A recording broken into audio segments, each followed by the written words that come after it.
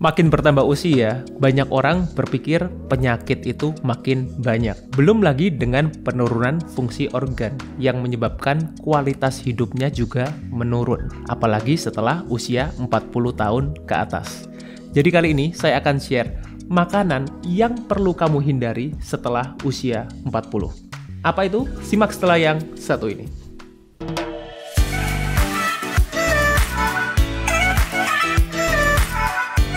Oke, jadi sebelum masuk ke materinya, saya akan intro dulu, saya perkenalkan dulu yang ada di meja ini, Healthy Cook. Jadi Healthy Cook ini adalah provider makanan sehat yang berdomisili di Surabaya. Jadi ada cateringnya, juga ada cemilan-cemilan sehatnya juga. Spesialisasinya Healthy Cook ini adalah personalized healthy catering. Maksudnya gimana? Bukan healthy catering yang biasa, tapi juga bisa menyesuaikan dengan kebutuhan tiap orang perorangan. Sesuai goalnya, sesuai kondisi kesehatannya, yang disesuaikan dengan kebutuhan masing-masing individu. Oke, sekarang kita akan masuk ke materinya. Halo Sobat Sehat, jumpa lagi bersama dengan saya Dr. Hans di channel kesayangan kita SB30 Health episode Panas. Panduan nutrisi tanpa sensor.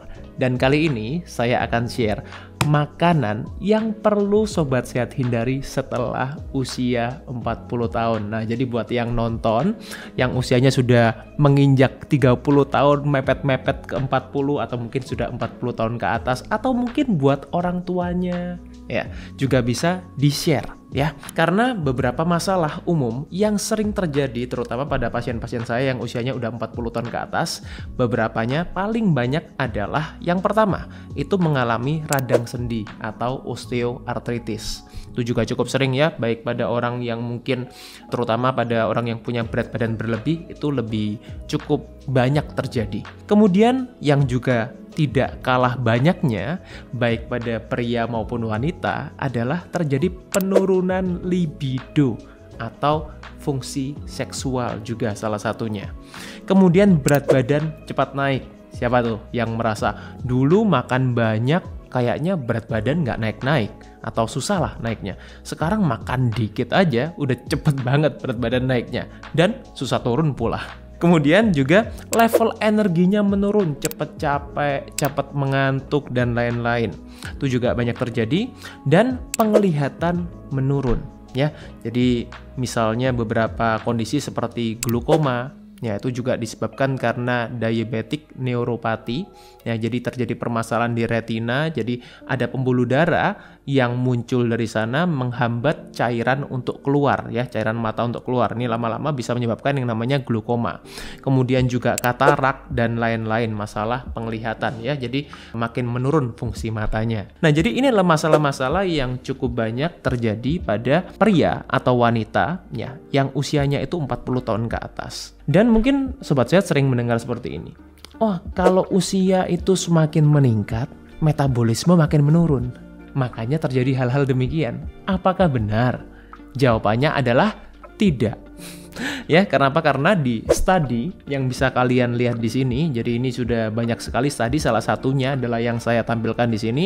Linknya akan saya sertakan di deskripsi box buat Sobat Sehat yang mau baca. Ternyata peningkatan usia itu tidak mengakibatkan penurunan metabolisme secara signifikan, atau menurun pun itu sedikit sekali. Karena apa? Karena kalau kita lihat di sini, mungkin Sobat Sehat cukup familiar dengan yang namanya TDEE.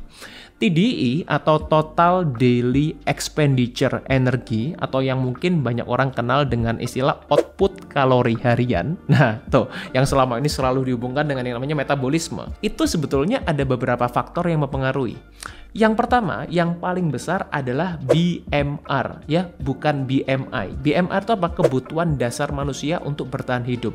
Nah, ini berpengaruh pada 50-70% dari TDEE atau output kalori harian kita. Yang kedua adalah TEF, ya. TEF atau Thermogenesis Effect of Food.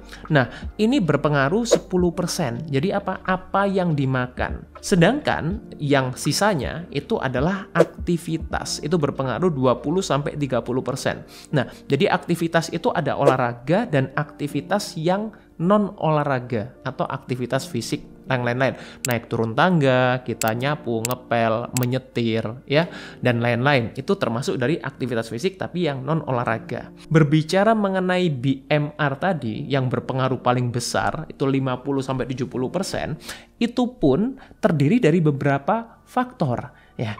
Dimana yang salah satunya yang kita bahas ini adalah soal usia. Tapi bukan hanya usia. Lalu apa saja, Dok? Seks atau jenis kelamin, ya, itu juga menentukan BMR seseorang. Kemudian yang paling penting sebetulnya, yang paling berperan besar itu adalah mengenai komposisi tubuh. Nah, jadi kalau kita berbicara mengenai komposisi tubuh itu berbeda dengan berat badan, ya. Selama ini kan kita berpikir, oh, berat badan itu yang paling berpengaruh gitu terhadap kesehatan BMR seseorang. Ternyata bukan cuma berat badan, tapi adalah komposisi tubuh. Artinya apa? Massa lemak, massa otot. Nah, itu. Atau kemudian juga massa air. Itu juga semuanya yang mempengaruhi kita punya body composition. Nah, itu sebabnya banyak sekali studi sekarang yang mempelajari, oh, kalau kita itu punya komposisi tubuh yang baik, kita juga akan punya metabolisme yang lebih baik. Itu. Jadi bukan hanya berat badan sekali lagi. Oke, pertanyaan yang mungkin ingin saya lontarkan ke Sobat Sehat dan boleh dijawab di kolom komen, ya. Pertanyaannya simple sebetulnya. Apa? Menurut Sobat Sehat, mana yang lebih penting? Apa yang dimakan atau berapa yang dimakan? Tuh. Boleh tuh dijawab, ya. Jadi menurut Sobat Sehat itu mana yang lebih penting untuk kita punya kesehatan? Terutama konteksnya ya ketika kita berbicara mengenai kesehatan metabolisme. Mana sih yang lebih penting? Apa yang dimakan atau berapa yang dimakan? Ayo jawab nih di kolom komen ya. Nanti coba saya lihat, nanti saya respon tuh kalau ada jawaban-jawaban yang oke. Kenapa saya tanya seperti ini? Kenapa? Karena sampai sekarang mungkin Sobat Sehat banyak mendengar itu teman, ya, saya tahu bukan Sobat Sehat yang bilang, ya, temannya yang bilang, biasanya sebelahnya yang bilang, it's okay lah, nggak apa-apa, makan gorengan-gorengan, makan dessert, sedikit aja nggak apa-apa, kan toh jumlahnya cuma sedikit, nggak makan banyak kok, kan sesekali lah, nggak apa-apa, cuma sedikit aja, makan perkedel, makan kentang Mustopa, minum minuman kekinian, it's okay lah, sedikit aja nggak apa-apa, toh nggak banyak-banyak gitu. Nah, jadi that's why saya tanya mana sebetulnya yang lebih penting, apa yang dimakan atau berapa yang dimakan, ya. Nanti mungkin kalau ada jawaban yang menarik saya akan bahas di next video tuh.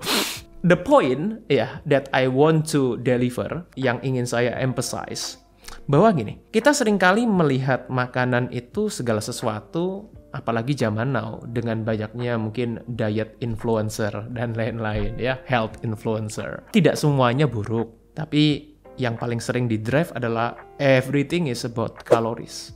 Ya, ada 3 poin yang ingin saya sampaikan di sini terkait dengan pertanyaan yang saya tanyakan tadi. Pertama, makanan sehat itu tidak ditentukan dari kalorinya.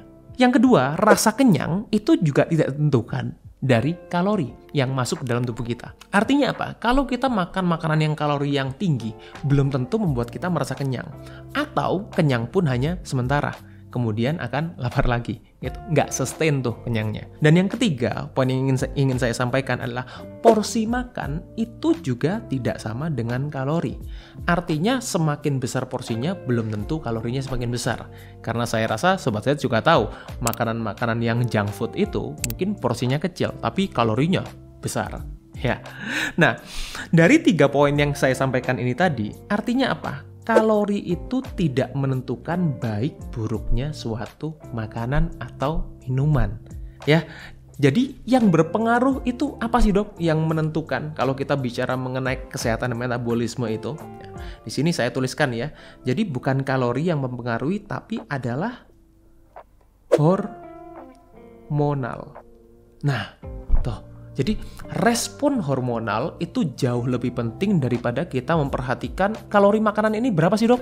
Kalorinya tinggi nggak? Kalau saya makan ini udah ngisi berapa banyak kalori nih di dalam keseharian atau kebutuhan kalori harian saya. Jadi itu bukan pertanyaan yang tepat yang perlu ditanyakan, tapi bagaimana tubuh kita merespon, terutama bagaimana respon hormon kita terhadap makanan-makanan yang kita konsumsi tadi. Itu. Nah, jadi sebetulnya apa yang perlu dihindari, terutama pada orang-orang yang sudah menginjak usia 40 tahun ke atas, yang perlu dihindari adalah hormonal disruptor.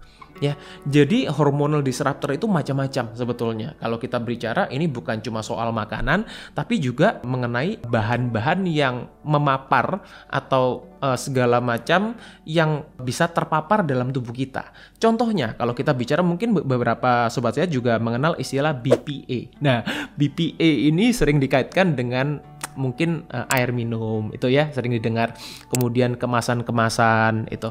Nah, jadi BPA itu adalah suatu racun yang juga bisa menyebabkan ketidakseimbangan hormon di dalam tubuh kita. Makanya kan sekarang banyak sekali orang yang mengklaim, oh ini BPA free, bebas BPA. Kemudian polusi. Nah, itu ya, polusi udara, ya, polutan itu juga berpengaruh terhadap hormon kita. Nah, jadi jangan berpikir segala sesuatu itu hanya soal makanan. Ya, makanan itu penting, tapi juga ada hal-hal lain yang perlu kita perhatikan selain makanan. Polusi salah satunya. Kemudian juga acrylamide. Nah, beberapa waktu yang lalu ini juga cukup populer dibicarakan.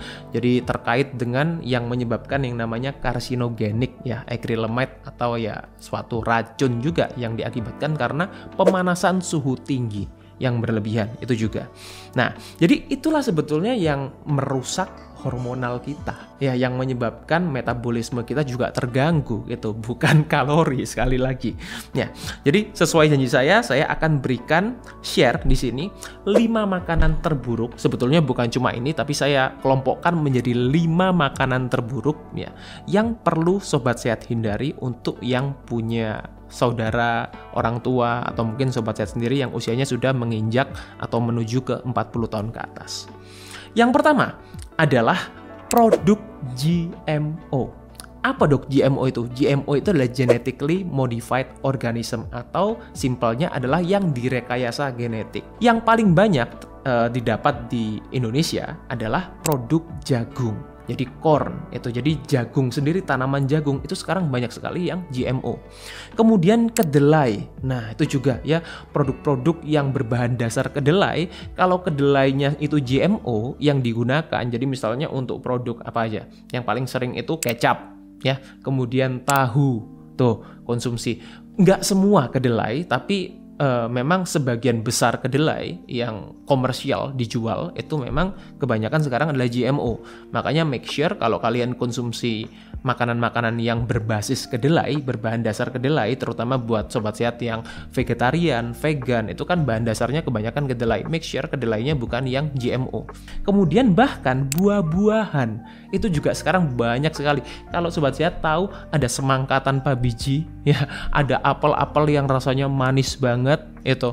Nah, itu adalah beberapa contoh buah-buahan yang juga direkayasa genetik itu. Karena buah-buahan itu secara original dulunya rasanya nggak seperti itu. Ya, there are many studies, banyak sekali studi-studi yang sekarang berbicara mengenai efek GMO produk atau makanan-makanan GMO ini terhadap kesehatan kita secara overall, terutama kesehatan metabolisme. Ya, yang kedua yang perlu dihindari adalah komersial, atau dalam arti apa ya, yang banyak sekali dijual secara massal, pabrikan, itu produk dairy product. Nah, dairy product itu apa? Produk susu dan turunannya, susu sendiri, ya, kemudian keju, krim, ya, ice cream contohnya, atau mungkin whipped cream dan lain-lain, creamer juga, ya, meskipun yang non dairy itu juga banyak sekali juga yang kurang baik di luar konteks dairy maksud saya, ya. Jadi dairy itu banyak sekali mengandung hormon, ya, dia meningkatkan IGF-1, salah satu hormon yang bisa menyebabkan anabolik di dalam tubuh kita, tapi efeknya bukan anabolik yang baik, tapi juga mengakibatkan hormonal disruptor, ketidakseimbangan hormonal. Itu jadi produk-produk dairy yang komersial itu perlu untuk dihindari, meskipun tidak semua ya, tidak semua produk dairy, tapi secara umum banyak sekali yang perlu kita hindari, terutama yang tadi yang kita tidak tahu sumbernya. Kemudian gula tentunya, nah ini adalah udah sangat sering saya bahas ya mengenai gula. Jadi gula itu jangan cuma dilihat, oh gula pasir, bukan cuma itu, bahkan gula aren, gula batu, sirup, kecap manis, saus kemasan, dan lain-lain ya, snack-snack itu juga banyak sekali yang kandungan gula.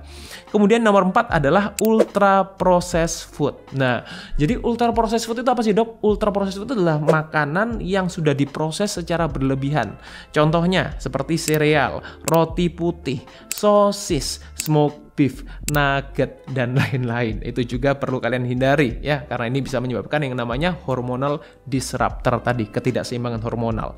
Dan yang terakhir dari list ini, sebetulnya saya kurang suka untuk menyebutkannya karena saya sendiri juga suka ya. Apa itu? Tapi I have to tell you the truth, it's alkohol. Nah, tuh ya, jadi alkohol itu juga sudah banyak sekali studinya. Ini juga bisa membuat hormonal disruptor. Contohnya seperti bir, likor, cocktails ya. Saya nggak mau sebut mereknya ya, saya sebut jenis-jenisnya saja karena jenis alkohol juga banyak sekali macamnya. Nah, sebaliknya sekarang, jadi gimana dok? Setelah kita tahu ini adalah hal-hal yang bisa menyebabkan ketidakseimbangan hormonal dalam tubuh kita, lalu apa nih yang perlu dikonsumsi? Itu sebaliknya. Jadi untuk kalau saya hanya memberikan apa saja yang perlu dihindari tanpa memberikan solusi, tentunya kan juga kurang pas ya. Jadi solusinya apa aja yang perlu untuk dikonsumsi untuk pria wanita yang sudah di usia di atas 40 tahun. Yang pertama adalah makanan yang organik. Jadi sayur organik ya, kemudian ya kalau kita bisa dapatkan telur organik itu juga akan jauh lebih baik, atau produk yang non GMO. Jadi jangan bilang oh mahal dok gini-gini. Oke, kalau kita mahal itu karena kita masih belum tahu value-nya. Kesehatan itu jauh lebih mahal dari itu. Dan orang yang merasa seperti ini adalah orang yang sudah sakit. Karena kalau kita masih belum sakit, kita tidak merasa bahwa sehat itu mahal. Bukankah begitu? Ya, nah jadi atau at least konsumsilah whole food, ya makanan utuh. Itu at least itu bisa membuat kita lebih baik daripada kita makan makanan yang tidak dalam bentuk aslinya. Nah, jadi di poin yang kedua, ini mungkin saya akan lebih menekankan pada prosesnya. Ya, jadi apa yang perlu dikonsumsi adalah makanan yang minim proses. Nah, ini kebalikannya dari ultra processed food yang tadi. Artinya apa? Makanan yang minim proses ini makanan yang masih menyerupai bentuk asalnya. Contoh, kalau kita makan jagung, itu kan berbeda dengan kita makan popcorn. Popcorn itu sudah tidak menyerupai jagung.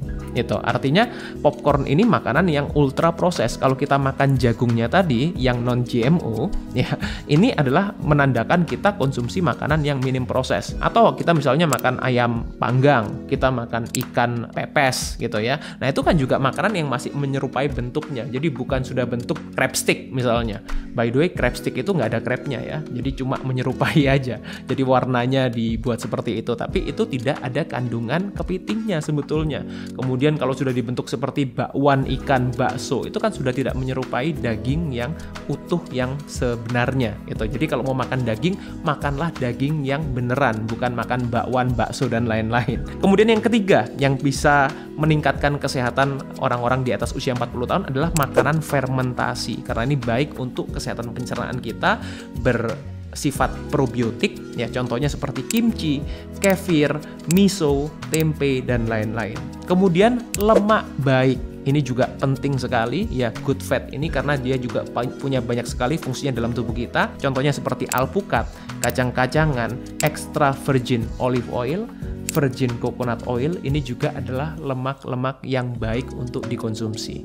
Dan yang terakhir adalah mikronutrisi dan fitonutrisi. Contohnya seperti apa? Vitamin E, vitamin D, magnesium, zinc, dan lain-lain. Itu juga adalah mineral, vitamin yang sangat penting untuk pria wanita usia 40 tahun ke atas. Bisa dapatkan dalam makanan utuh, bisa juga dapatkan dari suplemen. Tapi kalau dapatkan dari suplemen, make sure suplemennya juga dari yang whole food kompleks ya. Jadi itu base-nya dari whole food. Jadi semoga ini bisa bermanfaat untuk sobat sehat, dan sekarang sobat sehat lebih paham apa sih yang perlu dihindari dan yang perlu dikonsumsi supaya ketika meningkat pun usia bertambah, dirayakan ulang tahunnya, kesehatannya tidak makin menurun. Semoga ini bermanfaat. Stay fit and stay healthy. 5 makanan terburuk, sebetulnya bukan cuma ini, tapi saya kelompokkan menjadi 5 makanan terburuk ya, yang perlu sobat sehat hindari untuk yang punya saudara, orang tua, atau mungkin sobat sehat sendiri yang usianya sudah menginjak atau menuju ke 40 tahun ke atas. Yang pertama adalah produk GMO. Komersial atau dalam arti produk dairy product. Nah, kemudian gula tentunya. Kemudian nomor 4 adalah ultra processed food. Nah, dan yang terakhir, it's alcohol. Nah, tuh ya, jadi